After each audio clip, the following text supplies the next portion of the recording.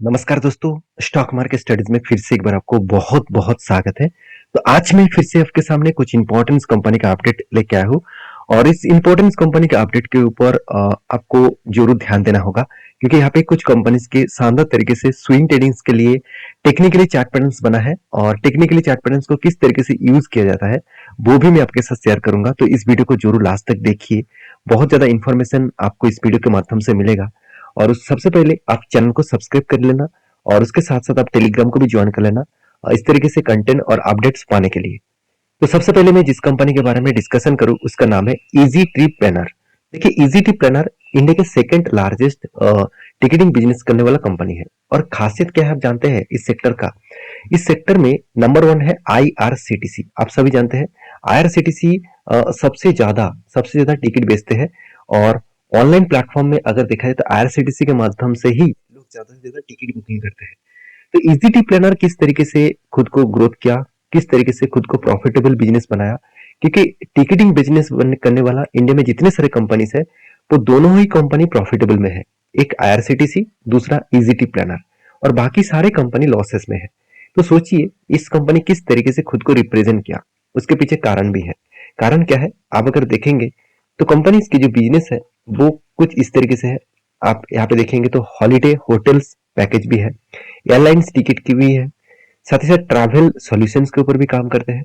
And to and का मतलब है मान के चलिए आप कोई एक जगह से दूसरे जगह ट्रैवल करने के लिए जाएंगे तो उस जगह का कोई भी आपका डिटेल्स जानकारी नहीं है, तो आपका पूरा बुकिंग से लेकर आपको टूर पैकेज से लेकर सब कुछ इस कंपनी आपको प्रोवाइड कर देंगे, उसके लिए आपको चार्जेस देना होगा। तो इस तरीके से end to end travel solutions के ऊपर भी काम करते हैं। उसके साथ साथ बसेस टिकट, टैक्सी वगैरह और इस तरीके से प्रोजेक्ट के ऊपर भी कंपनी काम कर रहा है। कंपनी और भी देखिए नया प्रोजेक्ट स्टार्ट किया, जैसे वीसा प्रोसेसिंग, टिकट जो मतलब एक्टिवेशन और साथ ही साथ आप देखेंगे तो ट्रैवल इंश्योरेंस, ये सब कुछ कंपनी ही प्रोवाइड कर रहा है। तो कंपनी धीरे धीरे करके खुद को बिजनेस को अलग लेवल तक लेके गए। और रही बात कंपनी के परफॉर्मेंस का, कंपनी का आरओसी आरओई बेस्ड है। हाँ मान लेता हूँ कंपनी का पी रेशियो थोड़ा सा हाई है। कितना हाई है मैं आपको यहाँ पे 5 साल की एवरेज दिखा दूं तो एक टाइम कंपनी का पी रेशियो था 122 के आसपास, और वो भी कब 21 जून में, सॉरी 2021 में जून मंथ में। और आज वो करेक्शन होकर कहाँ पे आ गया, वो आ गया 53 के आसपास। और इसका एवरेज 5 साल की पी रेशियो कितना है 66। इसका मतलब पी रेशियो अभी भी अंडर वैल्यूड के हिसाब से देखने को मिलेगा। अभी यही चीज को मैं कंपनी के क्वार्टरली रिजल्ट के हिसाब से दिखा दूं तो देखिए मैं सबसे पहले साल भर के दिखा देता हूँ। यहाँ पे एक इंटरेस्टिंग पॉइंट आपको दिखेगा जो मुझे बहुत सारे कमेंट्स भी आए हैं कि देखिए आपका मुझे कमेंट्स जो आया कि सर 2015, 2016 और 2014 इस टाइम में कंपनी अच्छा खासा सेल्स कर रहा था और इस बार कंपनी का सेल कितना हुआ, सिर्फ 100 करोड़, 100, 200 करोड़, 400 करोड़ इस तरीके से सेल हुआ। तो पहले तो सेल्स बहुत ज्यादा होता था, आज सेल्स कम हो गया, तो फिर भी इस कंपनी को आप पॉजिटिवली क्यों देख रहे हैं? देखिए उसके पीछे कारण तो समझिए। पहले अच्छा खासा सेल्स तो हो रहा था, उसी तरीके से कंपनी का एक्सपेंस भी हो रहा था और कंपनी का एक्सपेंस ज्यादा था। और अभी देखिए कंपनी का सेल्स कम है मगर एक्सपेंस बहुत ज्यादा हद तक कंट्रोल में है। मतलब 50% कंपनी एक्सपेंस को कंट्रोल कर रहा है। और इस 50% एक्सपेंस को कंट्रोल करने के बाद कंपनी के हाथ में देखिए पहले अच्छा खासा सेल्स होने के बाद भी कंपनी का प्रॉफिट मार्जिन कम होता था और आज प्रॉफिट मार्जिन देखिए हाईएस्ट लेवल में बन चुके हैं 140-39 करोड़ के आसपास। तो यही होते हैं खासियत, यही चीज आपको देखना चाहिए जो कंपनी आपको नेक्स्ट टाइम्स में एक ग्रोथ देने का पोटेंशियल रखेंगे। तो ऐसे नहीं कि कंपनी में सिर्फ यही खासियत है, कंपनी का ROC ROE, sales growth, profit growth सब कुछ आपको बेस्ट दिखेगा। तो यही मेरे लिए अपॉर्चुनिटी है क्योंकि जब कंपनी का परफॉर्मेंस अच्छा है और कंपनी आपको रिटर्न नेगेटिव में दे रहा है, इसका मतलब कंपनी आपको डिस्काउंट में शेयर बेच रहा है। तो इसका मतलब कंपनी आपको डिस्काउंट में शेयर खरीदने के लिए यहाँ पे डेटा दिखा रहा है। तो मेरे हिसाब से इस तरीके से मौके को मैं कभी नहीं छोड़ता। तो मैं कहाँ पे मौका उठाऊंगा वो मैं आपके साथ शेयर करूंगा। उससे पहले देखिए इंस्टीट्यूशन जो प्रोमोटर एफआईएस हर किसी ने इस कंपनी के ऊपर निवेश करके रखे हैं। और रही बात इस कंपनी के ऊपर एक पॉइंट ऑफ व्यू से मैं आपको बता दूं, इस कंपनी के लास्ट कुछ फ्यू डेज में देखेंगे तो डिलीवरी तो उठ रहा है मगर पिछले जो अगस्त मंथ खत्म होने के बाद सितंबर जब स्टार्ट हुआ और अगस्त मंथ के लास्ट कुछ फ्यू ईयर्स मतलब फ्यू हफ्ते में फ्यू वीक्स में देखा जाए तो कंटिन्यूसली बाइंग किया गया और देखिए अगस्त मंथ के बाद सितंबर जब स्टार्ट हुआ तभी भी कंटिन्यूअसली बाइंग किया गया। अभी इस तरीके से बाइंग क्यों हो रहा है? क्योंकि इसका चार्ट पैटर्न ही बता रहा है कि कंपनी का रिवर्सल होने का टाइम्स आ चुके हैं। ये कंपनी एक ही रेंज के ऊपर एक ही रेजिस्टेंस को वो बार बार फेस किया, इसको ब्रेक नहीं कर पाया और फाइनली एक हाई वॉल्यूम के साथ ब्रेकआउट किया। तो मैंने आपको ये भी बताया कि जब ब्रेकआउट होगा कभी भी एंटी मत लेना।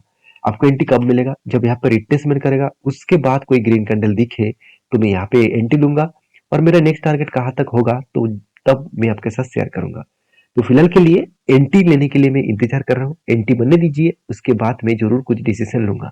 अगर मान के चलिए यहाँ पे नीचे ना आकर ऊपर गया और इसको ब्रेकआउट कर दिया और यहाँ से थोड़ा सा टाइम बिताने के बाद इस तरीके से कुछ पैटर्न बना, तो मुझे एक कफ विथ हैंडल पैटर्न नहीं, एक हेड एंड शोल्डर पैटर्न बनेगा। यहाँ पे शोल्डर, उसके बाद एक हेड, उसके बाद एक शोल्डर केड होगा और बड़ा सा धमाका एक टारगेट बन सकते हैं।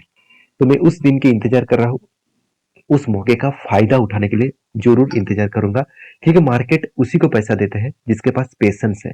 जो लोग पेशेंस जिसके पास नहीं है, शेयर को खरीदने के बाद ही हर दिन चेक करते रहते हैं कि कितना बढ़ा कितना लॉस हुआ, तो वो लोगों को कभी भी पैसा नहीं बनेगा। तो आप एंटी लेने के बाद पेशेंट के साथ बने रहेंगे और भरोसा है उस कंपनी के ऊपर तभी एंटी लेना।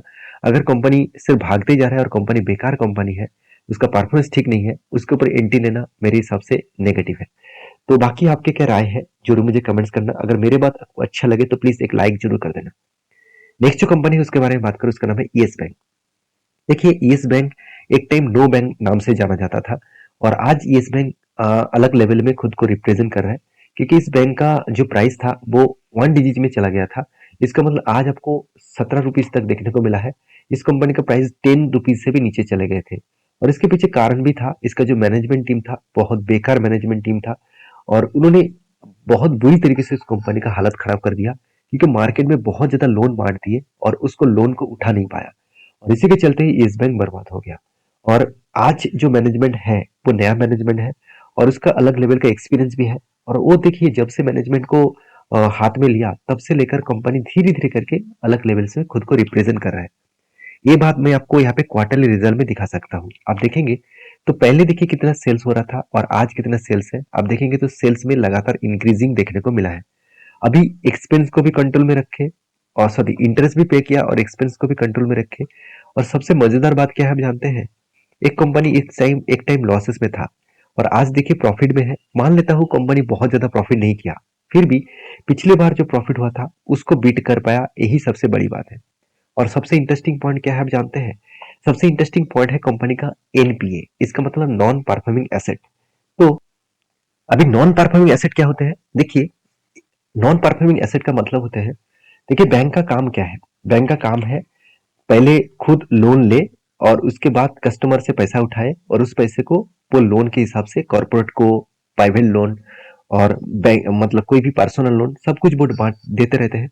तो वो पहले खुद लोन लेते हैं उसके बाद कस्टमर को लोन देते हैं। तो देखिए कस्टमर को जितने सारे लोन बांटा गया उस लोन में उसको क्या मिलेगा? उसको इंटरेस्ट के साथ वापस मिलेगा। तो मार्केट में मान के चलिए 3 लोगों को उन्होंने लोन दिया था, मैं एग्जांपल दे रहा हूँ। उन्होंने 2 लोगों ने पैसा वापस किया इंटरेस्ट के साथ, एक लोग पैसा वापस नहीं कर पाए क्योंकि वो बता रहा है कि वो बिजनेस डूब गया। तो मैं आज मतलब अभी मैं इंटरेस्ट नहीं कर पेपर मतलब इंटरेस्ट के साथ साथ जो मेरा जो लोन का अमाउंट है वो मैं वापस नहीं कर पाऊंगा। तो यही बैंकिंग के लिए बन जाता है एनपीए। और पहले जो मैनेजमेंट था वो बहुत ज्यादा लोन देते थे, वहां पे एक एक लोग पैसा वापस कर रहा था और 2 लोग क्या है वो पेमेंट नहीं कर पा रहे थे। तो इसीलिए एनपीए बहुत ज्यादा हो रहा था। आप एनपीए को देखेंगे तो ऑलमोस्ट 5% के आसपास एनपीए देखने को मिला था और आज वो घट के हो चुके 1%, 0.83%। तो जो नया मैनेजमेंट टीम आया है मेरे हिसाब से मुझे बहुत स्ट्रांगली फीलिंग होता है कि मैनेजमेंट बहुत स्ट्रांगली काम कर रहा है।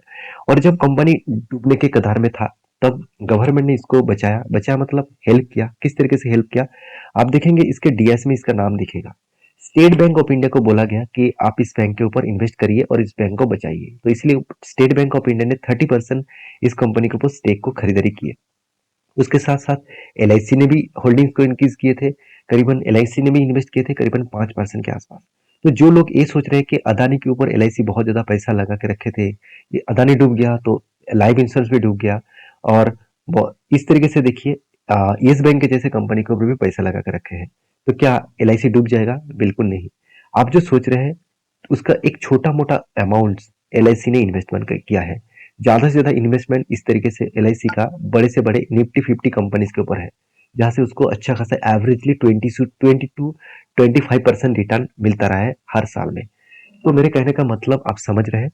और इस कंपनी के ऊपर एक ही बात मैं कहूंगा, एज ए इन्वेस्टर तो एफएसडीएस के पास ही होल्डिंग्स है, पब्लिक तो यहाँ पे है नहीं, और प्रोमोटर तो पहले से माल बेचकर भाग गया। और इसी के बाद ही प्रोमोटर माल जब बेच रहा था तब से लेकर इस कंपनी के ऊपर करेक्शन हो रहा था। तो इस कंपनी के ऊपर लास्ट कुछ फ्यू डेज के डेटा आपको दिखा दूं, उससे पहले देखिए कंपनी के ऊपर, देखिए जो इंस्टीट्यूशन एफएस जो खुद होल्डिंग को बेच रहा था वो खुद होल्डिंग्स को इंक्रीज कर दिया, और म्यूचुअल फंड ने थोड़ा क्वांटिटी यहाँ पे बेचा है। और इस कंपनी के चार्ट पैटर्न्स के बारे में बात करूं तो मैंने आपको एक ट्रेड मेंशन किया हूं, वो ट्रेड कुछ इस तरीके से है। यहाँ पे शोल्डर बना, उसके बाद हेड बना, फिर से एक शोल्डर बना, और यहाँ पे अभी तक ब्रेकआउट और ब्रेकआउट कंफर्मेशन नहीं हुआ, तो इसलिए मैंने अभी तक एंट्री नहीं लिया और आपके साथ में टेलीग्राम में अपडेट भी नहीं दिया। जब एंट्री बनेगा तब मैं आपके साथ शेयर करता हूँ, क्योंकि मैं एंट्री लेने के बाद ही मैं आपके साथ शेयर करता हूँ, क्योंकि आपको भी पता चले कि कौन सा कंपनी के ऊपर कहाँ पे एंट्री बन रहा है। तो इसके लिए इंतजार करना, जब मौका मिलेगा जब एंट्री बनेगा तो मैं आपके साथ जरूर शेयर करूंगा। तो नेक्स्ट जो कंपनी उसके बारे में बात करूं उसका नाम है एंजल वन। देखिए इंडिया की third largest stock broking company है, और एंजल वन जिस तरीके से खुद को रिप्रेजेंट किया वो अलग लेवल का है मेरे हिसाब से, क्योंकि कंपनी फर्स्ट टाइम 15 रुपये का इंट्राडे ट्रेडिंग का जो स्ट्रेटेजीज लेके आए थे, पर ट्रेड में 15 रुपीज देना पड़ेगा, इस तरीके से सस्ती प्राइस में सबसे पहले एंजल वन ही मार्केट में सस्ते प्राइस में ब्रोकरेज को लेके आए थे। और देखिए जब मैंने फर्स्ट मार्केट में आया था तब मतलब 5 पैसा तक ब्रोकरेज देना पड़ रहा था। 5 पैसा मतलब सोचिए, आज तो मतलब 0.50 भी ब्रोकरेज नहीं देना पड़ रहा है, उस टाइम 5 पैसा तक ब्रोकरेज देना पड़ रहा था। तो कितना हाई ब्रोकरेज देना पड़ रहा था, और आज उस ब्रोकरेज को एकदम कम कर दिया गया। इसका मतलब प्रॉफिटेबिलिटी लोगों को बढ़ चुके हैं, क्योंकि ब्रोकरेज कम हो गया, जो ब्रोकरेज से पैसा चले जाते थे, अगर आपको प्रॉफिट हुआ तो भी ब्रोकरेज देना पड़ता था, अगर आपको लॉस हुआ तो भी ब्रोकरेज देना पड़ रहा था। तो इसको कम कर दिया, इसीलिए स्टॉक ब्रोकिंग कंपनी तेजी से ग्रोथ करना स्टार्ट किए, और जो कंपनी कम ब्रोकरेज दे रहा है उसी कंपनी के ऊपर लोग अकाउंट ओपन करने के लिए मतलब जा रहे हैं।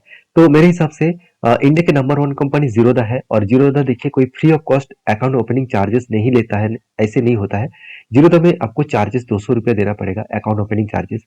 बाकी एंजल वन, अपस्टॉक, 5 पैसे, इस तरीके से कंपनी के ऊपर कोई भी चार्जेस नहीं है अकाउंट ओपनिंग का। 1 साल के लिए आपको फी दिया जाता है, 1 साल के बाद वो चार्जेस आपको पेमेंट करना पड़ता है। तो मैं, अगर आप कहेंगे सर अगर मुझे डीमैट अकाउंट ओपन करना है तो मैं कहाँ पे करूँ, तो मेरे हिसाब से बेस्ट प्लेटफॉर्म जीरोधा है। तो जीरोधा के ऊपर अकाउंट ओपन करिए, तो उसका लिंक मैंने आपको नीचे डिस्क्रिप्शन में दे चुका हूँ, जाकर अकाउंट ओपन कर सकते हैं। अगर अकाउंट ओपन करेंगे मेरे लिंक से तो आपको एक्स्ट्रा बेनिफिट मेरे तरफ से जरूर मिलेगा। तो एंजल वन के ऊपर मैं एक ही चीज कहूंगा, कंपनी में खासियत है और स्ट्रेंथ है और स्टेबिलिटी है। अपकमिंग कुछ ईयर्स में इसका ग्रोथ होने का चांसेस बहुत ज्यादा है, क्योंकि इंडिया अभी भी 2.5% के आसपास स्टॉक ब्रोकिंग में ऊपर इक्विटी के ऊपर लोग डायरेक्टली इन्वेस्ट करते हैं, जहाँ पे यूएस मार्केट में 55% लोग स्टॉक ब्रोकिंग में निवेश करते हैं। तो इस डेटा के हिसाब से मैं एक ही चीज कहूंगा कि अपकमिंग कुछ ईयर्स में इंडिया का ग्रोथ होने वाला है, क्योंकि इंडिया का यूथ बहुत स्ट्रांग है और बहुत ज्यादा यूथ है परसेंटेज वाइज देखा जाए तो उस हिसाब से ज्यादा लोग स्टॉक ब्रोकिंग के ऊपर काम करना चाहेंगे, और स्टॉक ब्रोकिंग के ऊपर काम करेंगे तो सबसे ज्यादा ग्रोथ किसका होगा, स्टॉक ब्रोकिंग कंपनी के ऊपर।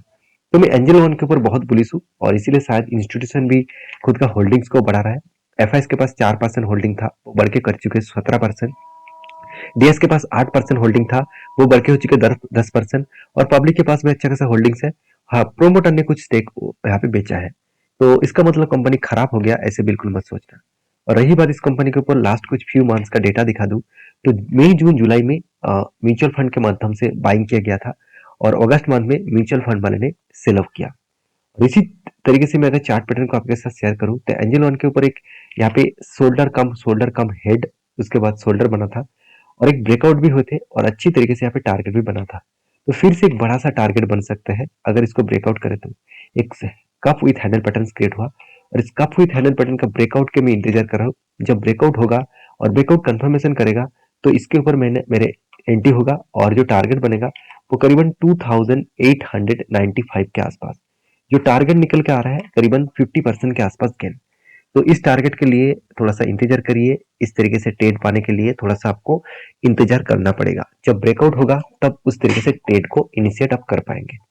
तो नेक्स्ट जो कंपनी है जिसके बारे में बात करूँ उसका नाम आप देखेंगे, उसका नाम है बजाज होल्डिंग्स इन्वेस्टमेंट लिमिटेड।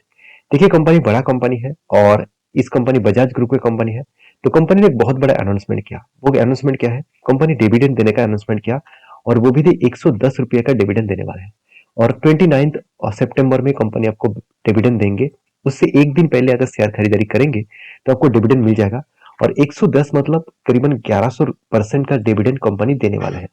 तो वीडियो अगर अच्छा लगे तो प्लीज लाइक करना। इस तरीके से इन्फॉर्मेशन पाना है चैनल को सब्सक्राइब भी करना। तो ये वीडियो टोटली एजुकेशन पर्पस में था। मेरे तरफ से कोई भी बाय एंड सेल का रिकमेंडेशन नहीं था। अगर आपको किसी भी कंपनी के ऊपर बाय सेल करना है तो आपके रिस्क के हिसाब से जरूर करिए। मिलते नेक्स्ट वीडियो में, तब तक के लिए अच्छे से रहिए, अपने ख्याल रखिए। धन्यवाद।